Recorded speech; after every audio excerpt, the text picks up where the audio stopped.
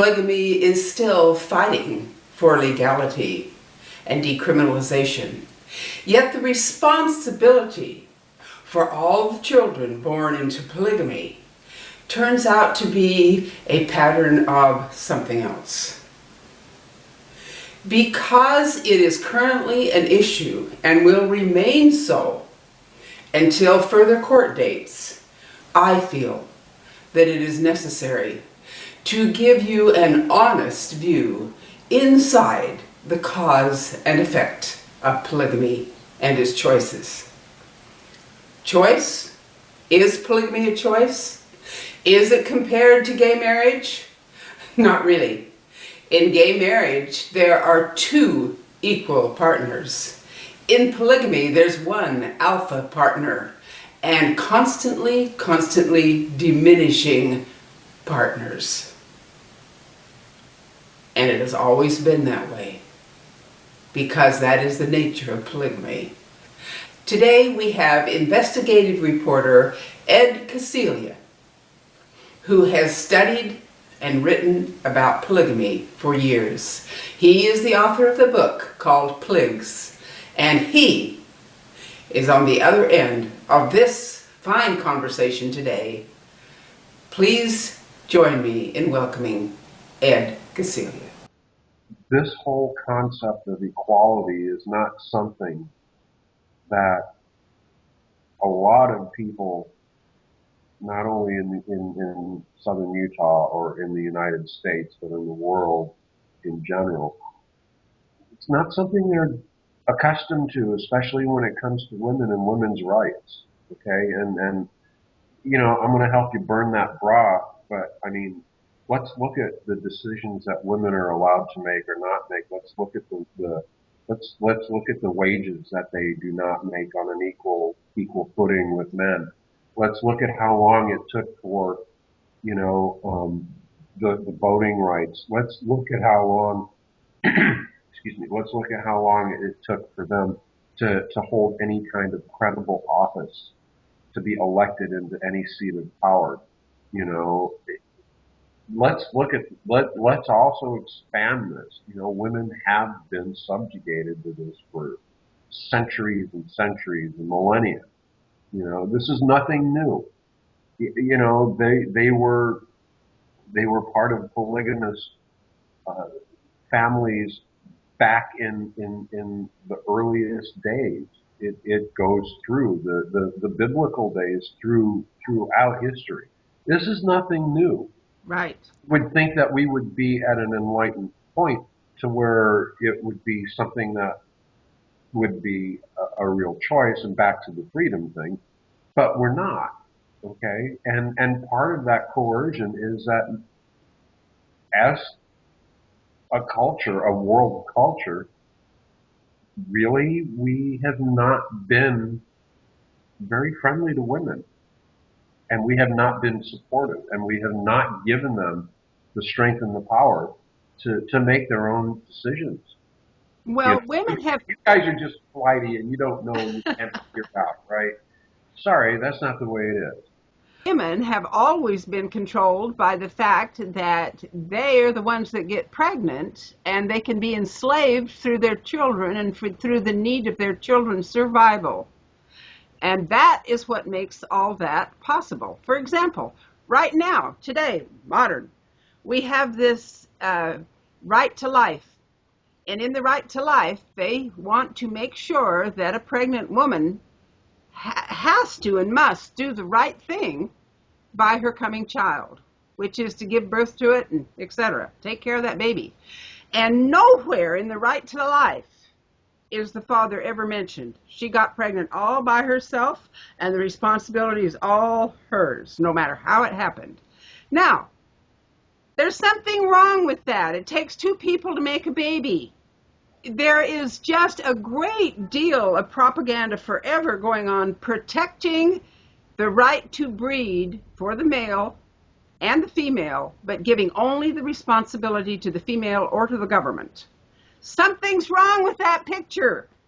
Oh, absolutely, and that's why I brought that part of it up. I mean, you know, we yes, there are a lot of accusatory fingers that deservedly are pointed in the direction of FLDS and the other polygamy cults. Absolutely. Right.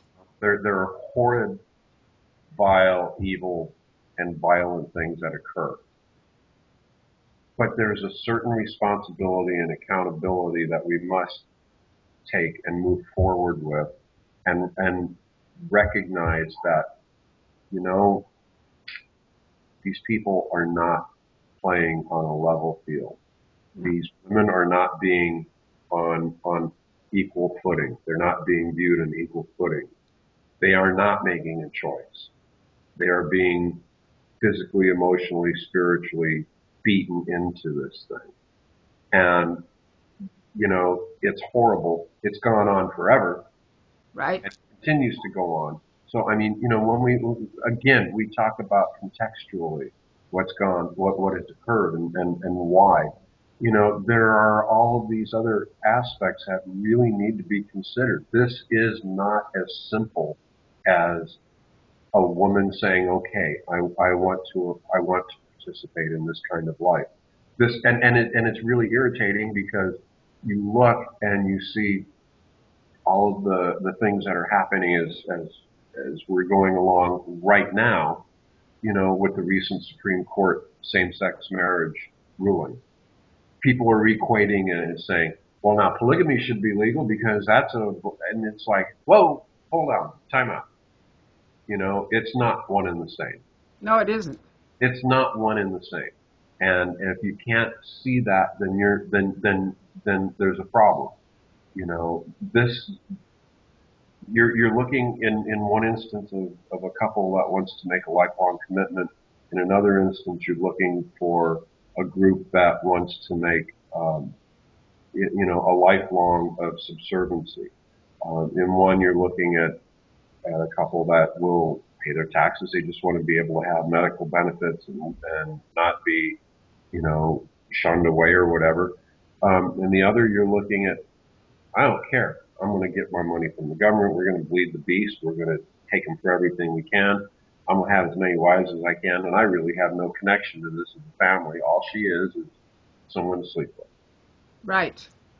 So, I And mean, call her a spiritual wife in the name of God and threaten her if she tries to leave and call it a freedom of choice because of gay marriages. In gay marriages, there's two equal people. In polygamy, there's one alpha that just has all the breeding rights and others that get less and less and less of a mate as the family grows, less of a husband, and basically lots of children that grow up in a comparatively fatherless home.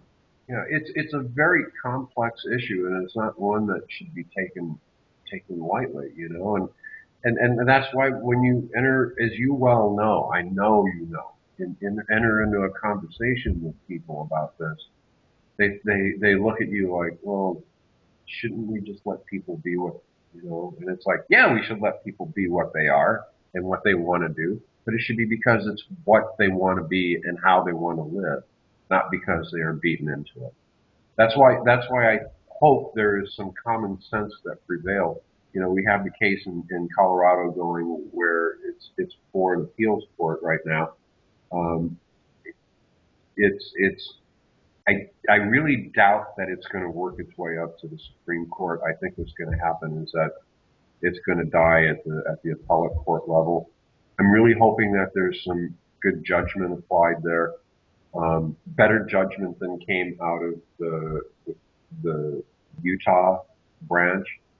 Um, so we'll hopefully see something come out of that sometime before the end of the year. Montana, we had the situation where a man, as soon as the same-sex marriage ruling came down from the Supreme Court, he applied for a wedding license so he could another legal wife and practice polygamy. He claimed it had nothing to do with religion or any of that other sort of thing, that it was just their lifestyle choice. They were denied. So, you know, hopefully some good judgment will take place here. And we could get into all kinds of religious debates with people regarding the sanctity of marriage and what it is and what it isn't and whatever. And that's all fine, but the point of it is that we also need to make a part of that discussion center around the rights and the removal of those rights of the women that are involved in this community. Well, the right to breed is one thing. The right to not accept the responsibility for breeding is another. Polygamy is a open course of no responsibility because they don't marry them. If they were legal, they could say, okay, well, that's okay. I'll look at all these other families on welfare. As you and I both know, polygamy costs the nation millions every year. Rights and responsibilities should not be separate. No, absolutely not. I mean, yes, you have the right. You have the right to free speech, but that does not mean that you have the right to scream fire in a crowded theater. Okay, my right to express myself ends at the end of your nose. Okay, Yeah. that's one way that it was once explained to me. You could say whatever you want, and that's all fine. But when it crosses that line in responsibility, you are still accountable for whatever you say. You have the right to say it, but you're still accountable. Right. You know, it's there. You're accountable. So with rights come responsibilities that are often neglected. Well, with the polygamous cults, you can see over and over and over when you follow the paper trail that polygamous leaders become stinking rich and their wives and children are all on welfare. And the government funds that flow into those communities for education and whatnot doesn't go to education in the way that it's supposed to. Now, I, being a fifth generation polygamous child, ended up with an eighth grade diploma and a fifth grade education. Fifth grade, I took a test, fifth grade. What I learned was add, subtract, multiply and divide. Multiply and divide weren't too good. That was the end of my math. That was it. No history, no health, no science, no geography. There were government funds for schooling in the polygamous cults. But they did make one mistake. They taught me to read. That was my trip out. Good authors changed my life. But Well, the point that I'm making is that my dad never had to be responsible in any way for his breeding. no, the education thing is a very important part of that as well, as you mentioned, no history. Well, we have a young friend that we know who's in Southern California who was tossed out of the community at about 15.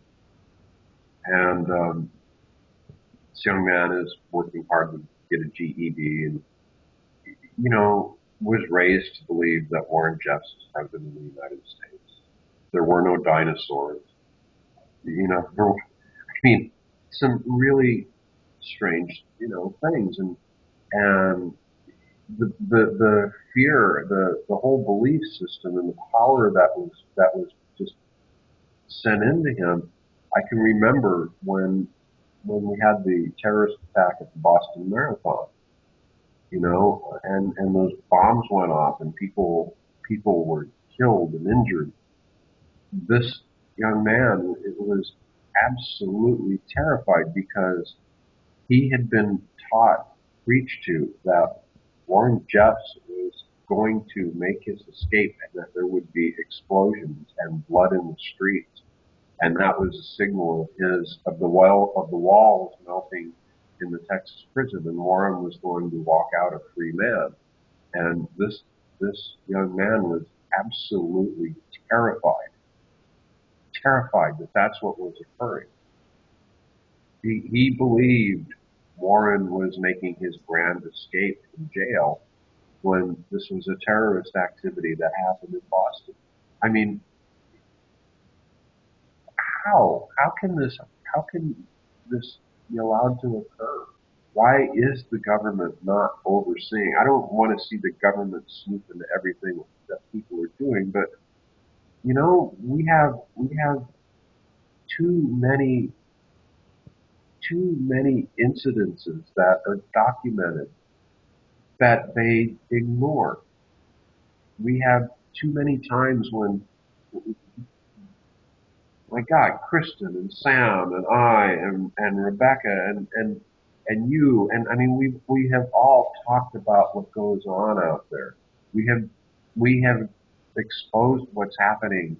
We have told them about the bleeding of the beast, the raping of children, the putting the young boys into the fields or into the businesses to work. You know, what more do they need before they actually take some steps to try to stop that? Instead we get Mark Shurtleff and John Swallow and now Sean Reyes, who say, oh, well, I don't know why anybody would want to have multiple wives anyway. Who'd want that headache? They make a damn joke out of it, okay? And it's not funny. No, it isn't. It's not funny. And when Mark Shurtleff is sitting in a jail cell next door to John Swallow, soon to be followed by who knows who, maybe they'll get the point. Maybe they'll understand finally what's really going on and how they messed up as attorneys general for the state of Utah. Well, what happened here is obvious. He who has the money wins. These leaders, instead of having a commitment to serve the people, they go the course of least resistance and who can pay them the most. And that's gone over and over. Look at John Swallow. Look at Mark Shurtleff. Look what happened with the money that came out of the FLDS. Get real. It's as plain as the nose on your face. And we have so much greed. Realistically, Ed, if the United States government had to show their bookwork, the economic bookwork, to the public, they'd be closed down as a business. They don't know how to run the government funds. They're a big secret. That Well, is so wrong. well, we have the self-interest, and we have the indoctrination, and we have the fear of being, and we can get really political and go about this. I mean, let's just say it's self-survival that guides them for lining their pockets more, keeping their jobs, keeping their power, keeping their high profile, living their lifestyle. But guys like Shurtleff and Swallow and Reyes and Governor Gary Herbert, these guys live in a culture and a community where they're familiar with this. They know what's going on, but they play dumb. Governor Irv isn't that stupid. No. Okay, he knows where his money's coming from. Shurtleff and Swallow, they knew where their money was coming from. Otherwise, Swallow wouldn't have had a clandestine meeting in a donut shop in some little remote community. They know exactly what they're doing. And I dare them to prove otherwise. I dare them. I'd be the first one to apologize if I believed that they didn't have a clue and that they didn't think that this was really going on. But I'm not buying it.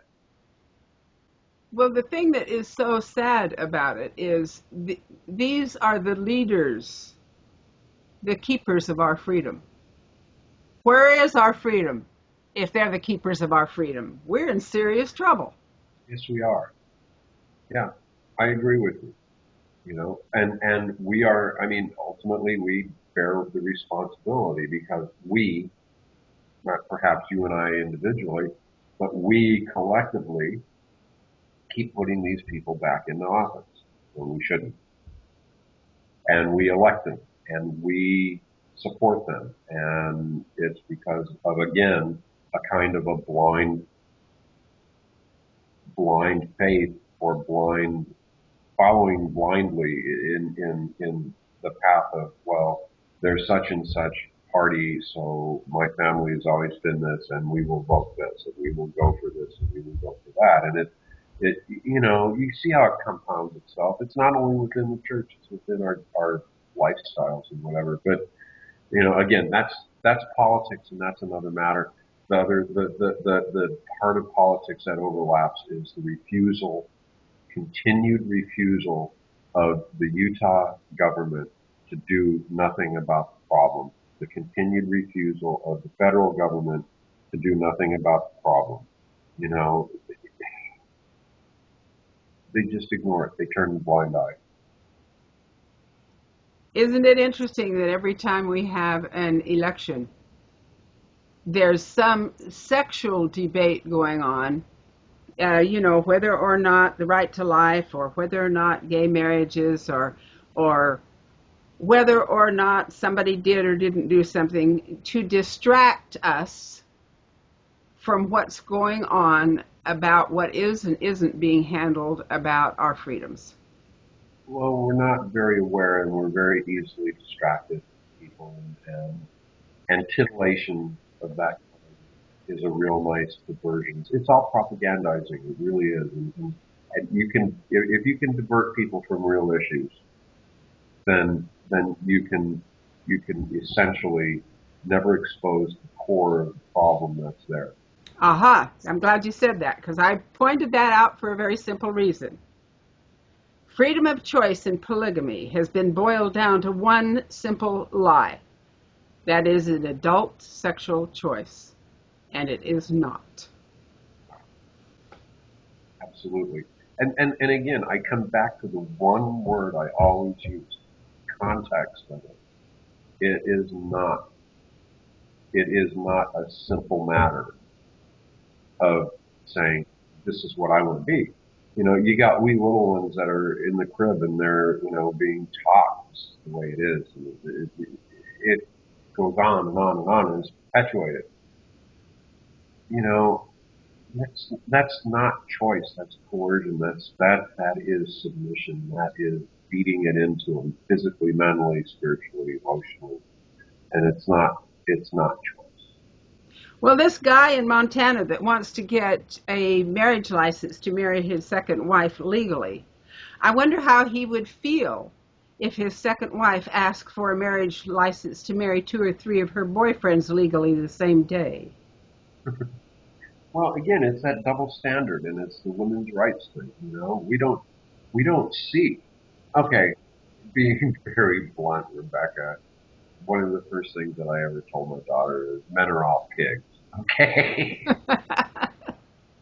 sorry. Sorry to the fellow men out there, but I'm one of you. I know what you're like. Okay. You got the power, you got the money, you got the control, and you're all pigs. Okay. And you do not enough of you value the essence of a woman, and strength, and the softness, the kindness, the judgment, and the value. And my God, we all have a mother.